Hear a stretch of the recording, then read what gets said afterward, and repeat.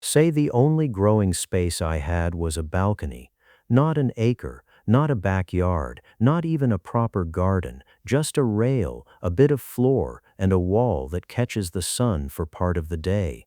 Could I stop buying vegetables? Let me be honest with you right at the start, because that honesty is the whole point. I could not grow wheat out there, or press my own oil, or raise an animal. A balcony will never feed you everything. But there is one section of the grocery store I could quit almost entirely, and it happens to be the one you refill every single week, the produce aisle. The fresh vegetables and greens and herbs you buy, wilt half of, and buy again. That whole aisle can move out onto a balcony.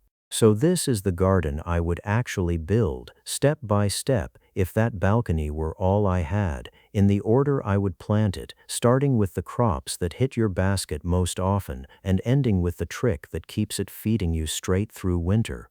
And the whole thing runs on one idea this channel keeps coming back to. It was never about how much land you have. It is about how hard each square foot works. Here is step one, and it is the one that pays you back the fastest. Step one is the salad you rebuy every week, leafy greens. I would start here because nothing on a balcony pays you back faster or more often. A bag of lettuce or spinach or baby kale is one of the most quietly expensive habits in the whole store because you buy it constantly, half of it turns to slime in the drawer, and you buy it again. So the first thing onto the rail is a long, shallow trough of loose leaf greens, leaf lettuce, kale, chard, spinach, whatever you actually eat. The trick is the one most people get wrong. You do not grow ahead and cut it down. You grow them close and harvest cut and come again, taking only the outer leaves from each plant and leaving the center to keep growing. Do that, and here is the surprise. A single planting does not give you one salad, it gives you salad for months. The plant just keeps pushing new leaves from the middle every time you take from the outside, so one trough you seed once in early spring can feed you into the heat of summer before it ever needs replacing. One shallow box, seeded a single time, quietly replacing the most rebought bag in your cart. Step two goes vertical, and it turns the emptiest part of a balcony into the heaviest producer. Step 2. Beans, grown up instead of out. The mistake people make on a balcony is thinking only about the floor. But the most valuable space out there is the air along the railing and up the wall, and beans are how you claim it. I would put in a row of bush beans first for a fast early crop, then run pole beans up strings or a cheap trellis against the sunny wall. Green beans are one of those vegetables that are perfectly nice fresh and completely forgettable from a can, so homegrown is a real upgrade, not just a saving. Here is the part that makes them worth the vertical space. The more you pick, the more they make. A bean plant is trying to set seed, so every pod you harvest young signals it to flower and try again, which means a single row of pole beans up a string can keep handing you pickings for weeks on end from almost no floor space at all. You are harvesting a wall, not a bed. That is the balcony advantage in one crop. Grow up the empty air, and a footprint the size of a doormat outproduces a patch of open ground. Step 3 is the single item most likely to be in your cart right now. Step 3. Tomatoes, because if there is one fresh thing almost everyone buys almost every week, it is these, and the shop version is the biggest letdown in the store. A supermarket tomato is bred to survive shipping, not to taste of anything, so this is the crop where growing your own is the most dramatic jump in quality you will get anywhere on the balcony. I would give them the biggest, deepest pots I had, one plant per large container, and grow two kinds, a cherry tomato that just keeps pumping out handfuls to snack on and toss in salads, and one paste or slicing type for actual meals. Tomatoes want the sunniest spot you own and a deep root run, which is exactly what a big pot on a bright balcony can give. Now the trick that doubles what you get. On the vining, indeterminate types, pinch out the little shoots that sprout in the joint between the stem and a branch. Taking those out sends the plant's energy into fruit and upward growth instead of a tangle of leaves, so one well-managed plant in a pot will keep setting tomatoes for months rather than sprawling and quitting early. One deep pot, one pinched plant, fruiting from midsummer until the cold, replacing the one thing you were guaranteed to rebuy. Step 4 is the most overpriced item per ounce in the entire store, and it grows in a window box. Step 4. Fresh herbs, the crop with the widest gap anywhere between what you pay and what it costs to grow. A tiny plastic packet of fresh basil or parsley or cilantro is a couple of dollars for a few grams, mostly stem, and it rots within days. Priced by weight, fresh-cut herbs are among the most expensive things you can put in your basket, and you buy them again and again, so onto the rail goes a window box of the ones you actually cook with, basil, parsley, cilantro, and a pot of green onions tucked in beside them. Herbs are forgiving, they thrive in a container, and you harvest them cut and come again like the greens, pinching from the top so each plant branches and thickens instead of bolting. Here is the spike, and it is almost too easy. Those green onions regrow from the scraps you would have thrown away. Save the white root ends from a bunch, push them into the soil, and they grow back again and again, so that one pot is effectively free forever and you may never buy another bunch. One rail box, cut every week, erasing the single most marked up shelf in the produce section. So that is the first 4. Before the next 3, let me flag what actually changes here. So that is the first half of the build. Greens, beans, tomatoes, and herbs, the everyday things you were rebuying every single week, now living on the rail and the wall.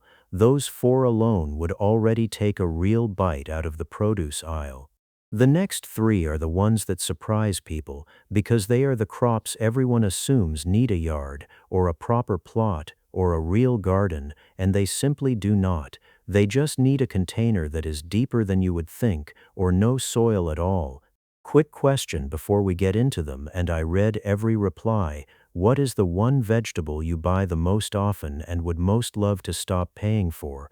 Tell me in the comments. I am genuinely curious what tops your list. Now step 5, and it is the one people are sure you cannot do on a balcony. Step 5. Root vegetables, the crops everyone thinks you need open ground for. Radishes, carrots, beets, the things that seem to belong in a plowed row. But roots do not want ground, they want depth, and a deep tub or a fabric grow bag gives them all the depth they will ever use. So I would stand a few deep containers on the balcony floor and treat them as my root drawer. Radishes are where you start, because they are the fastest reward on this entire list. From seed to pulling a crisp radish is often only around 3 to 4 weeks, which means one tub can be sown, harvested, and sown again several times across a single season. Carrots and beets take longer but sit happily in a deep pot the whole time, and beet greens give you a bonus salad crop while the root sizes up below. Here is the surprise most people miss. Because a container is above the ground, it warms faster in spring and you control the soil completely, so you can often start these earlier and grow them cleaner than the same crop stuck in cold, heavy garden dirt. The crops you were most certain needed a farm are quietly turning over in a bucket by your railing. Step 6 goes vertical again, and it is the most prolific producer on the whole balcony. Step 6. The big summer producers, grown up a string. Cucumbers, zucchini, and peppers are the crops that make a balcony feel like an actual farm in July, and the secret to fitting them is the same one the beans taught us: train them upward. A cucumber is a vine, and left on the floor it sprawls everywhere, but tied up a string or a trellis against the wall it climbs into the empty air and takes almost no floor at all. Give it a large pot, steady water, and something to climb, and here is the payoff. A single cucumber vine trained up a wall can set dozens of fruit over a season from one pot's footprint, fruiting faster than you can eat them at the peak. Peppers earn their pot too, staying compact and heavy-bearing and fruiting for months in the heat, and a compact bush zucchini in a big container gives you that steady summer glut everyone with a garden knows. This is where the balcony stops being a nice supplement and starts genuinely covering your fresh eating, because vertical growing means a few square feet of floor are producing like a bed many times their size. Step 7 is the one that matters most because it is the difference between a summer hobby and never buying vegetables again. Step 7 is the step that turns all of this from a summer treat into a real year-round habit, and it is the one most balcony growers skip. Keep it producing through the cold. Most balconies go bare in winter, and winter is exactly when the store charges the most for tired, shipped-in produce, so this is where the savings are biggest. 2 moves cover it. Outside, plant the cold hardy greens in late summer: kale, mache, spinach, and hardy lettuces that shrug off frost. Here is the surprise that sounds like a mistake but is not. Many of these greens actually get sweeter after a frost because the plant converts its starches to sugars to protect itself, so a light freeze improves the flavor instead of ruining it. Then bring one crop indoors for the deepest, darkest weeks: a simple tray of microgreens on any bright sill. You scatter seed thick in a shallow tray, and about 10 days later you cut a dense, intense crop of fresh greens, then start another, right through the middle of winter when nothing will grow outside. Between frost-sweetened greens on the rail and a fresh microgreen tray in the kitchen, there is no month of the year when that balcony is not handing you something to eat. That is the whole build. Now here is how you run it so the aisle actually stops being necessary. Here is the part that ties the 7 steps into one working garden instead of 7 separate ideas, and it is the reason this can genuinely replace the produce aisle rather than just supplement it. A balcony has one real limit: space. You cannot grow everything at once, and you should not try. The answer is succession, and it comes down to a single rule: never let a pot sit empty. The moment a crop finishes, something goes back in that same day. When the spring radishes come out, beans or a summer green go in. When the early lettuce bolts in the heat, that trough gets resown for autumn. The tomatoes and cucumbers hold the warm months, the cold hardy greens and the indoor microgreens hold the cold ones, and the herbs and green onions just keep going in the background all year. Layer it that way, and the balcony is always working. Something fast in the shallow boxes, something tall on the strings, something slow in the deep tubs, and never a bare pot wasting a week of sun. And grow what you actually buy, not what looks impressive. The whole point is to aim the space at your real shopping list, the fresh things you reach for every week, so that the payoff is not a pretty balcony. It is the quiet week you realize you walked past the produce aisle and did not need a single thing in it. That is the system. Not a bigger space, a fuller schedule. So that is the garden I would build if a balcony were all I had. Greens and herbs on the rail, beans and cucumbers up the wall, tomatoes and roots in deep pots on the floor, and a winter layer that keeps the whole thing feeding you when the store is at its most expensive.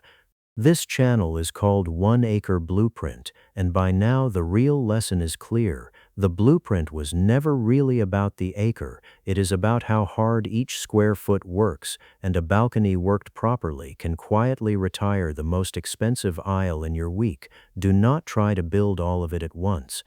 Pick one to start this week. The greens pay you back the fastest, the herbs save you the most per ounce, and the radishes give you a harvest in under a month if you want a quick win. Subscribe to stay on the 1 Acre Blueprint, because next we take this same idea and push it as far as it will go, the exact plan for turning a small backyard into enough food that the grocery run becomes the exception, not the habit.